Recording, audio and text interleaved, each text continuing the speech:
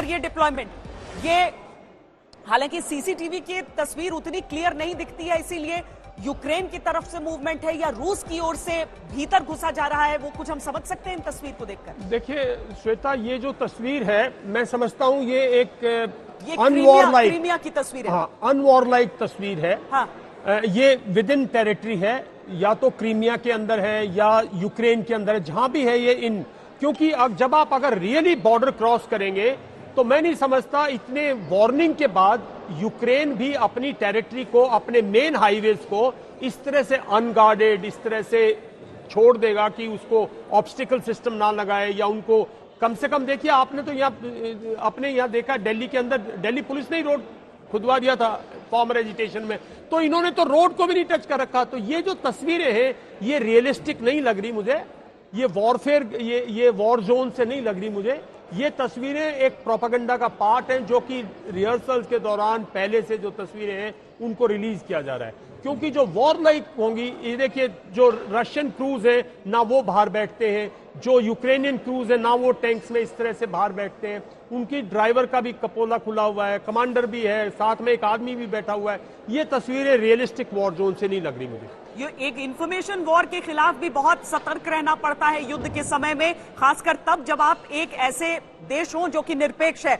हमारे साथ पूर्व थल सेनाध्यक्ष जनरल वीपी मलिक इस समय जुड़ रहे हैं। जनरल मलिक, सुबह से जिस तरह के आक्रमण चल रहे हैं रूस की तरफ से और जो ये मुकाबला चल रहा है, इस समय की परिस्थिति को कैसे देखें हम, क्योंकि दुनिया अपनी तरफ से सैन्य बीच बचाव नहीं करने वाली है और कुल मिलाकर ये यूक्रेन और रूस के बीच ही एक युद्ध होकर नजर आ रहा है।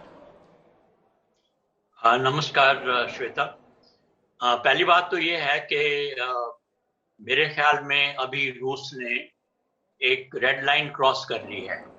और जैसे एक टिपिकल युद्ध होता है कि साइबर अटैक और उसके बाद आप फॉलो कर रहे हैं उसे जमीन पर अटैक से, मिसाइलें चल रही हैं रूस की तरफ से, ये बातें आ रही हैं कि वहां पर पैदल सेना इन्फेंट्री मार्च कर चुकी है और 3 दिशाओं से ये अटैक हो रहा है। तो अगर हम आक्रमण की गति के हिसाब से देखें, जो आक्रमण के निशाने हैं उनके हिसाब से देखें, कहां कहां मिसाइलें पड़ रही हैं, कहां कहां फाइटर प्लेन्स को स्पॉट किया गया है, कहां कहां से रूस की पैदल सेना भीतर घुस रही है, तो हम इस आक्रमण की रफ्तार को देखकर क्या समझ सकते हैं?